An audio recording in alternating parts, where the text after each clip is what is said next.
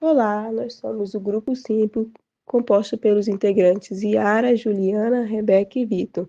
O tema do nosso trabalho é a aplicação do DDI nas avenidas Cosme Ferreiras e André Araújo. Nosso objetivo é avaliar se a inversão temporária mais os semáforos melhora o fluxo. Eu sou o integrante Vitor e agora eu vou explicar o que é o DDI, o que seria o diamante divergente e por que ele se aplica ao complexo viário Gilberto Mestrinho. O DDI, ele é o tipo de intersecção que reorganiza os movimentos dos veículos antes do cruzamento principal. O funcionamento dele é simples. Em dois pontos controlados por semáforo, os veículos passam temporariamente para o lado oposto da pista. Esse deslocamento controlado permite que as conversões à esquerda sejam feitas sem cruzar diretamente com o tráfego contrário. Na prática, isso reduz drasticamente os conflitos, porque elimina aquele ponto crítico onde um fluxo precisa esperar o outro para conseguir atravessar.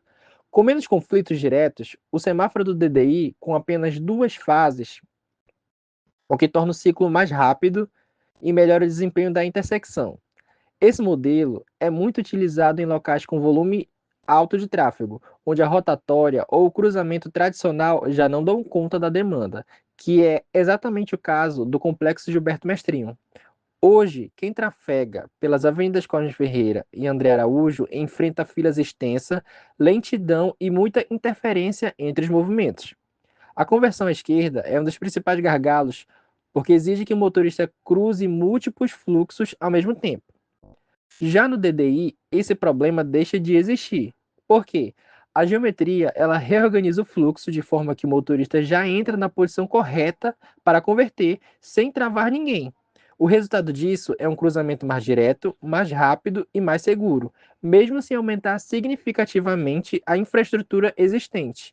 Por isso, quando aplicamos o modelo DDI na simulação, nós podemos observar uma melhora considerável na fluidez do tráfego e uma redução nos pontos de conflitos.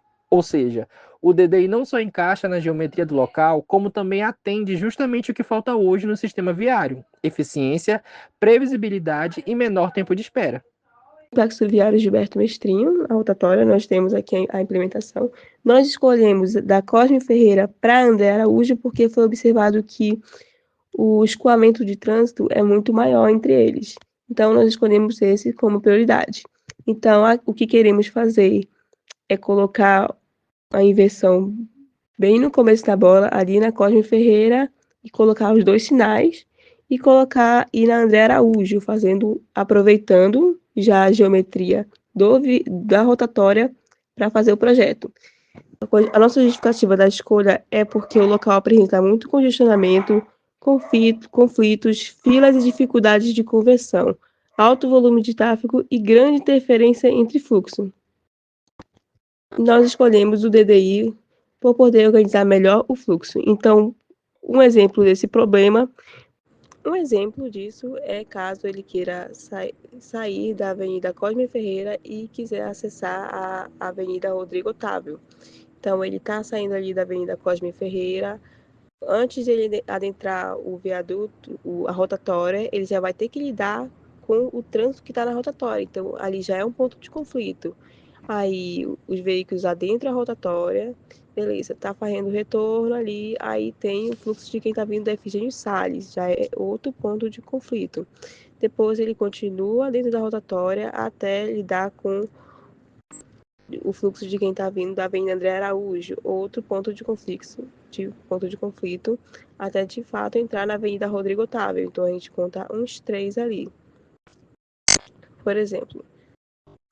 E se ele fosse seguir no modelo atual, se fosse colocar no modelo que foi o que nós escolhemos, que é o do DDI, ele apenas teria que vir da Cosme Ferreira, esperaria no sinal, adentraria a rotatória pelo lado esquerdo em vez do direito, entraria na rotatória, na via, e sairia com uma via aqui direto para Rodrigo Otávio, sem nenhum ponto de conflito e sem lidar com. Exatamente, sem lidar com nenhum ponto de conflito durante o trajeto. Olá, eu me chamo Juliana Lopes e eu vou falar um pouco sobre como foi feita a nossa modelagem do modelo diamante divergente dentro do software PTV Vicim E como nós podemos observar que as variáveis escolhidas dentro da análise de multicritério, elas foram eficientes. Primeiro, como foi dito anteriormente, o modelo diamante divergente, ele vai se tratar da inversão temporária de fluxos. E essa inversão temporária de fluxos, ela vai acontecer com as avenidas Cosme Ferreira e a Avenida André Araújo. O que a gente pode perceber aqui? Uma das variáveis que é evidente dentro desse modelo é a da geometria. No caso, a variável escolhida pelo nosso grupo foi a geometria inadequada, principalmente porque a geometria atual da bola do coroado, ela acaba não sendo muito eficaz, porque nós temos muitos pontos de conflito, e esses pontos de conflito, eles afetam totalmente o nosso sistema.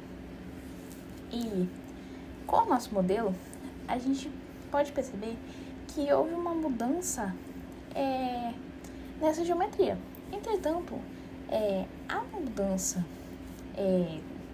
mudança dentro do DDI, ela não é uma mudança tão significativa, porque a gente só vai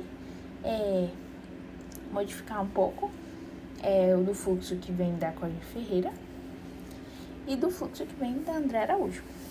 E outro ponto importante é que, para auxiliar o modelo diamante divergente, nós também fizemos a adoção do controle semafórico. Esse controle semafórico ele é muito importante. Ele vai ser uma das peças-chave do nosso modelo, principalmente porque, como nós podemos perceber aqui na simulação, quando o sinal da Cosme Ferreira ele abre, nós conseguimos estocar uma certa quantidade de veículos dentro dessa parte da bola. E essa quantidade de veículos que nós conseguimos armazenar dentro do intervalo de tempo do controle semafórico, que é de 1 minuto e 40 segundos, ela é muito importante, porque ela vai nos ajudar a reduzir a formação de filas e também, consequentemente, reduzir os pontos de conflito. Depois disso, o que a gente percebe? O sinal abre, os veículos são estocados nesse lado da bola, enquanto o sinal para outra avenida ainda está fechado. E quando o sinal abre, o fluxo ele não é interrompido, justamente porque nós temos esse tempo de ação, reação do veículo. Então acaba que não perdemos tanto tempo dentro desse sistema. E essa é uma das variáveis que nós também podemos observar dentro das escolhidas da análise de multicritério. E só para contextualizar, a análise de multicritério, ou MCA, ele é um método que ele vai nos auxiliar a definir parâmetros para o nosso trabalho. Como que a análise de multicritério vai nos ajudar?